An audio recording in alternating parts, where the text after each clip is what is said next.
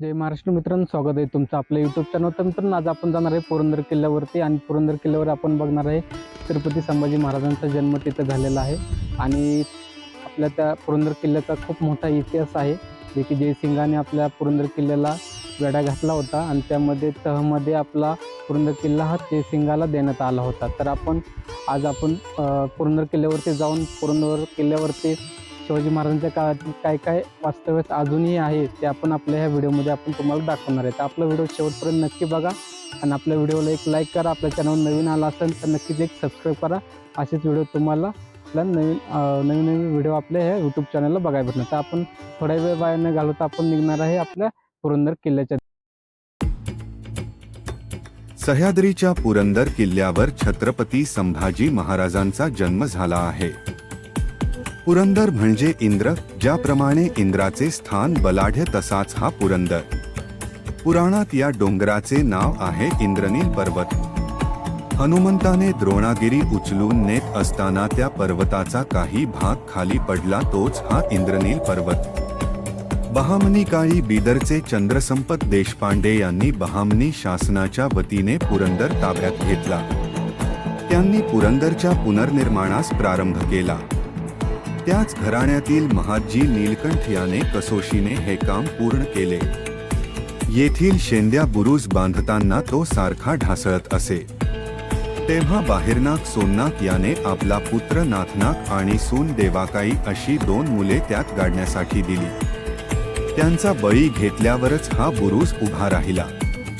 हा किल्ला सन 1489 च्या सुमारास निजामशाही सरदार मलिक अहमद याने जिंकून घेतला. पुढे शके 1550 मध्ये तो आदिलशाहीत आला. इस 1649 मध्ये आदिलशहाने शहाजीराजांना कैदेत टाकले. त्याच वेळी शिवाजी महाराजांनी अनेक आदिलशाही किल्ले आपल्या ताब्यात घेतले. म्हणून शिवरायांचा बंदोबस्त करण्यासाठी आदिलशहाने फत्तेखानास रवाना केले. परिस्थिती फारच बिकट होती. एकीकडे आपले वडील कैदेत होते तर दुसरीकडे फत्तेखानाच्या स्वारीमुळे स्वराज्य धोक्यात येणार होते. महाराजांनी यावेळी लढाईसाठी पुरंदर किल्ल्याची जागा निवडली. मात्र यावेळी गड मराठ्यांच्या ताब्यात नव्हता. महादजी नीलकंठराव यांच्या ताब्यात किल्ला होता. त्यांच्या भावाभावांमधील भांडणाचा फायदा उठवून महाराजांनी किल्ल्यात प्रवेश करण्यात यश मिळवले. या पुरंदर किल्ल्याच्या सहाय्याने मराठ्यांनी फत्तेखानाशी झुंज दिली आणि लढाई जिंकली. शिवाजी महाराजांना या पहिल्या लढाईतच मोठे यश प्राप्त झाले. सन 1655 मध्ये शिवाजीराजांनी नेताजी पालकर यास गडाचा सरनौबत नेमले. वैशाख शु 12 शके 1579 म्हणजे 14 मे 1657 गुरुवार या दिवशी संभाजी राजांचा जन्म पुरंदरवर झाला. शके 1587 म्हणजेच 1665 मध्ये मोगल सरदार जयसिंहाने पुरंदरला वेढा घातला. या युद्धाचे वर्णन सभासद बखरी मध्ये असे आढळते. तेव्हा पुरंदरावरी नामजाद लोकांचा सरदार राजियाचा मुरारबाजी प्रभू म्हणून होता. त्याचबरोबर 1000 माणूस होते.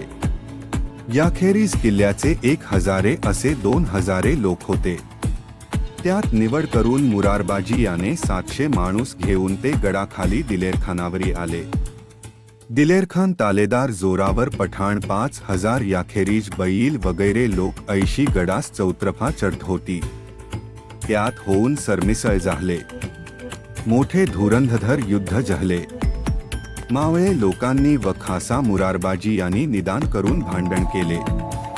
500 पठाण लष्कर ठार झाले.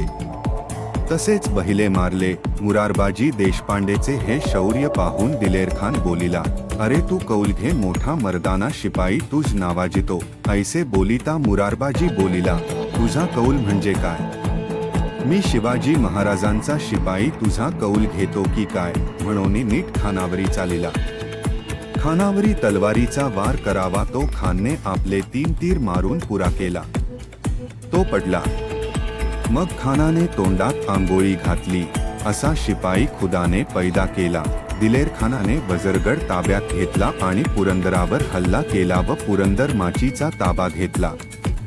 पुरंदर किल्ल्यावर आल्यावर तुम्हाला आर्मी लष्कर ट्रेनिंग कमान दिसेल. तिथे तुम्हाला आधार कार्ड असल्याशिवाय आतमध्ये सोडले जात नाही.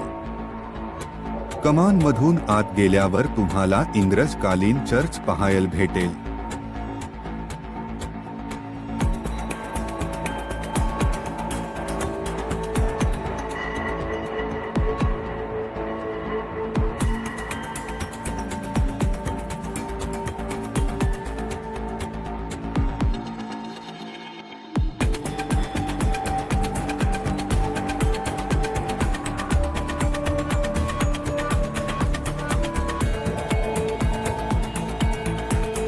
बिनी दरवाजातून आत शिरल्यावर उजवीकडे गेल्यावर समोरच मुरारबाजीचा पुतळा दिसतो.